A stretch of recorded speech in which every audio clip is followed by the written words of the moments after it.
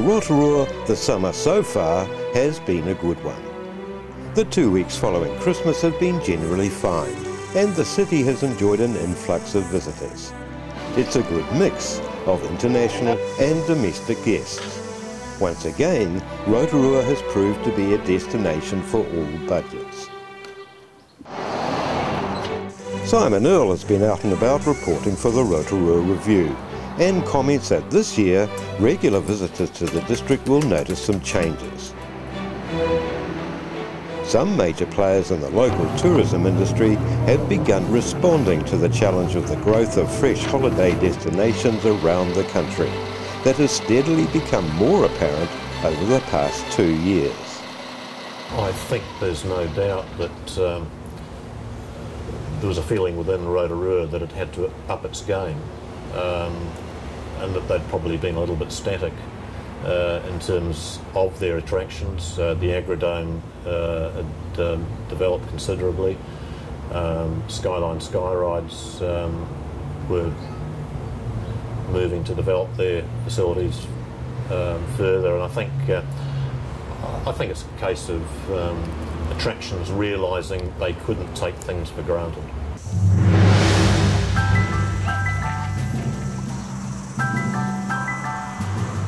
These are not merely cosmetic changes Simon is talking about, but major spends on complex infrastructure. These days, for example, the Agrodome operation is now far more than just the long-established sheep show.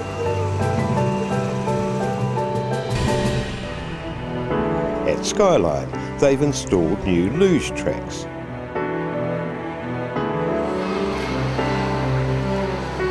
While the popular District Council-operated Aquatic Centre has just had $1 million revamp.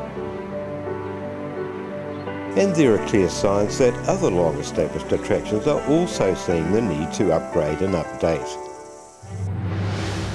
It's a trend that is not confined to city limits. Despite being a major New Zealand Tourism Award winner in 2002 and a finalist last year, Waitapu Thermal Wonderlands operators, the Lionheart family, have not sat on their laurels. Opened just before Christmas, a new visitor centre and cafeteria has doubled the size of the attractions administration centre to deal with growing visitor numbers. In corners all around the district, it's clear that it's not only the high-profile operations that are lifting their game. Welcome to Treetops Lodge. Here at Rotorua, in opulent seclusion, Treetops is providing the ultimate in top-class accommodation for the wealthy. After little more than 2 years in operation, this multi-million-dollar lodge is now commanding international attention and winning accolades for its combination of luxury and privacy. For most local operators, under summer's sunny skies, last year's tourism-affecting SARS outbreak now seems a bad dream. The Daily Post is also reporting a bumper holiday period, pointing out that this season's Christmas road toll has been the lowest for years. But tucked away behind the front pages are some salutary reminders that problems linger. At Lake Rotorua, Okawa Bay has been on an algal alert since before Christmas. But now the condition has reappeared at popular Te Weta Bay and looks likely to spread. And ramifications of the bird flu epidemic, which so sharply curtailed Asian travel last year and is still claiming victims outside the country, continue to affect the future of another local growth sector, education. As the numbers of Asians travelling has dropped away, so too have those who are planning to take up student places at New Zealand educational facilities, like Wairiki Institute of Technology. After 2 years of pleasing growth in international student numbers, Wairiki is now having to bite the bullet of a reduced income from fees. The Office of Wairiki's International School has seen a significant drop-off in the numbers enrolling for the coming year, and it looks like up to 9 teaching positions will be cut. But at another teaching institution, the problem is quite different. At Tiwānanga o Aotearoa, the issue is one of growth. And the numbers are startling. From just over 900 students in 1995, the Wānanga now has 44,000. An enrolment estimated to be worth $1.4 million in government subsidies.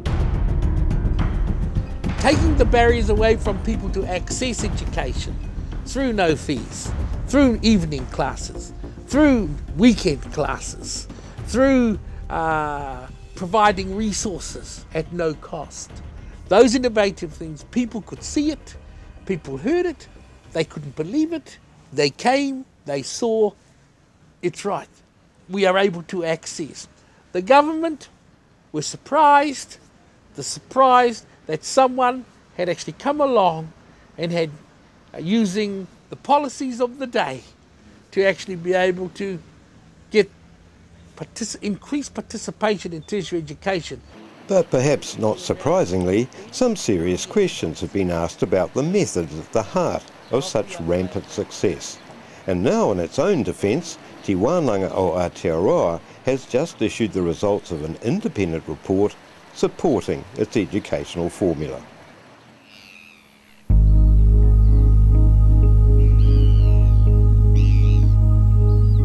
Still in the first week of January, and the Sportsdrome is about to be the venue for a sad occasion. Rotorua has just lost one of its prominent sporting figures. Jerry Cowley has passed at the age of 54, and even the Sportsdrome will barely cope with the number wishing to pay their last respects. He encouraged a lot of people to do a lot of things. Yeah. Jerry had been a bit of a sportsman himself as a youngster. He'd played a bit of basketball and a bit of rugby to pretty high levels from what I understand.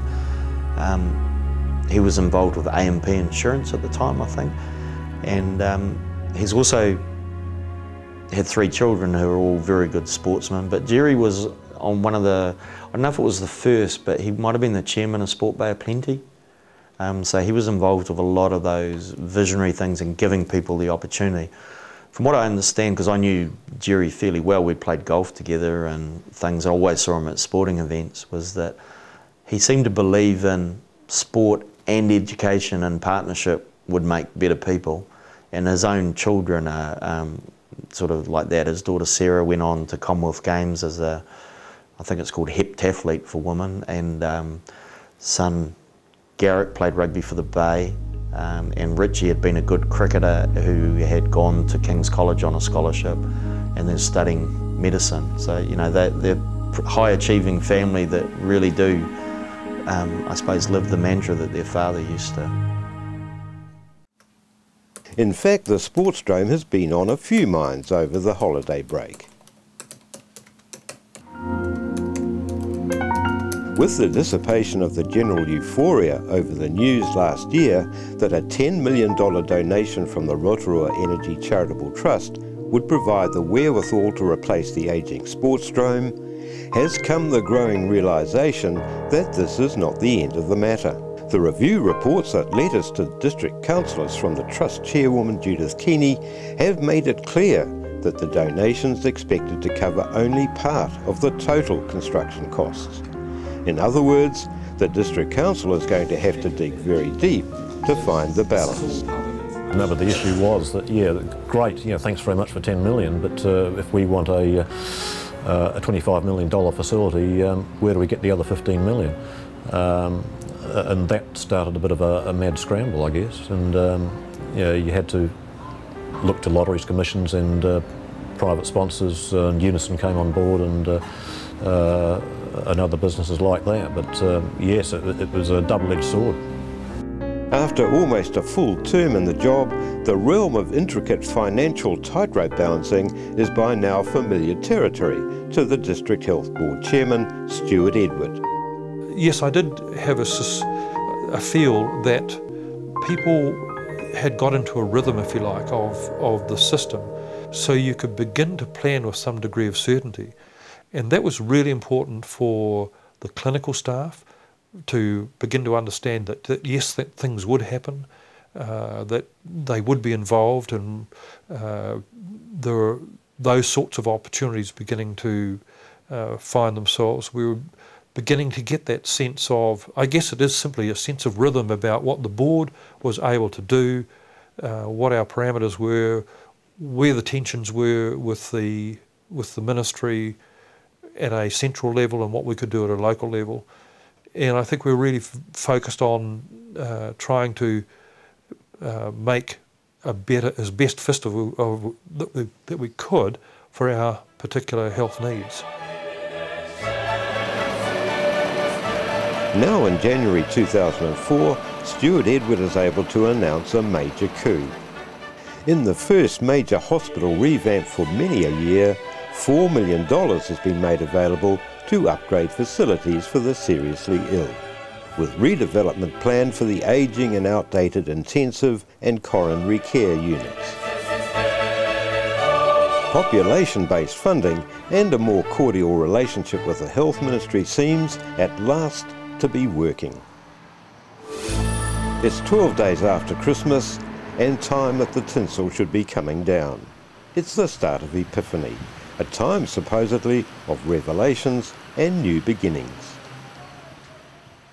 And the Daily Post's editorial writer is preparing a think piece outlining the year ahead. Top of Jill Nicholas's list is the need to come to grips with the lake water quality issues. But hard on those heels comes the thorny problem of a full-scale rates review that was put in the too hard basket last year and promised for this one. And, just as contentious, the formulation of a special targeted rate that will see some 600 businesses asked to pay an extra charge to help promote Rotorua as a tourist destination. What will make things even more fraught is that the level of consensus that such deliberations will require may be difficult to achieve. 2004 is, after all, a local body election year. And, as yet only for those in the know, waiting in the wings is an upcoming announcement that will change the local political landscape for years ahead.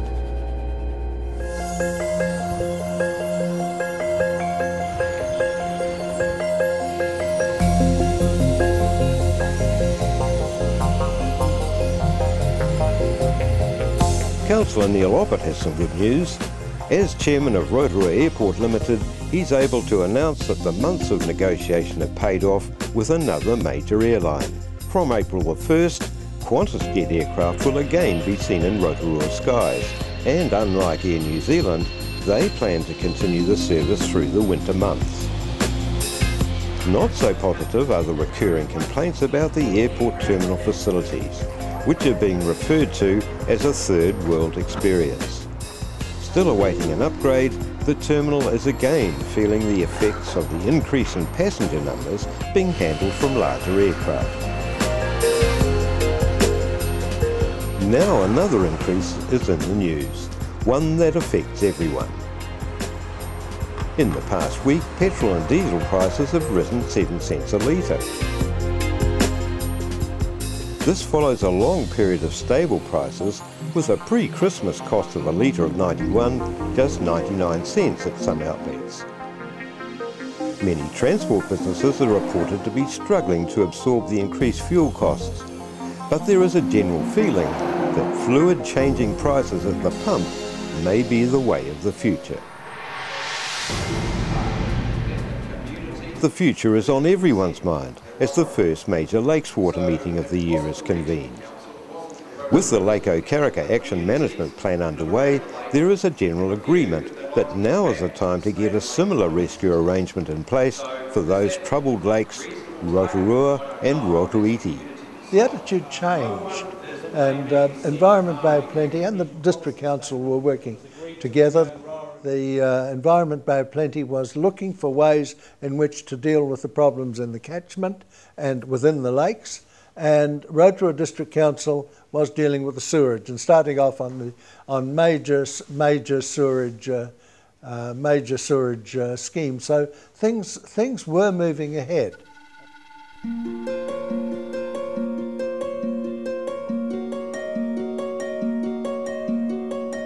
If those dealing with water quality issues have their minds mulling over what seems like a fairly urgent future, one Rotorua resident has interests fixed firmly in the past. For years, historian Phil Andrews has contributed absorbing, well-researched articles for the Daily Post, like this one, dealing with the early development of the district's roads. Back in December, Phil's regular Daily Post column had made a special point of marking the centenary of one of the city's most charming historic buildings, and its preservation following a narrow escape from demolition. When the railway opened, people from Auckland would come down here and they'd come for the aquatic sports at Oinenmutu, they'd come for the bowls in the gardens here, there'd be concerts, and there were a lot of tourists came down. And this place was intended by the government to provide for them as well as for residents. So you could get tea, you could get cakes and scones and lime juice, and the women who ran it, one woman in particular, she was getting up at 4:30 in the morning to do all the baking. Then she had to do the dusting and the sweeping and put the flowers out and get everything ready, so they worked really hard. But it kept going for years. But its death was brought about by the Blue Baths, because once the Blue Baths opened, then that was the place for waitresses to be, because they had tea rooms there. So this place fell into, well, it was still used. It became the bowling club's pavilion. Phil's story documents the rescue of the old tea rooms by a group of dedicated enthusiasts beginning back in 1991. A lot of people in the community, businesses in the community, and council itself finally came around, and all those people helped to save this building. Otherwise it would have gone the way that other buildings here might also have gone, because I don't think there's a building in the gardens that wasn't threatened with demolition. Even the archway, and the people of Rotorua rallied, so they had a sense of history too. And now, with its centenary approaching in 4 years' time, fresh eyes are regarding some major restoration work for the bathhouse. There's talk even of finally completing additions that would have the building looking as it was originally envisaged back in 1908.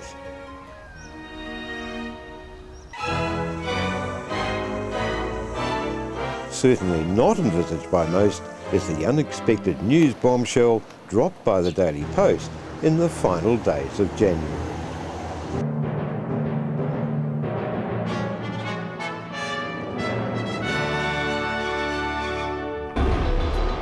Mayor Graham Hall announces he will not be standing for another term. Turmoil ensues.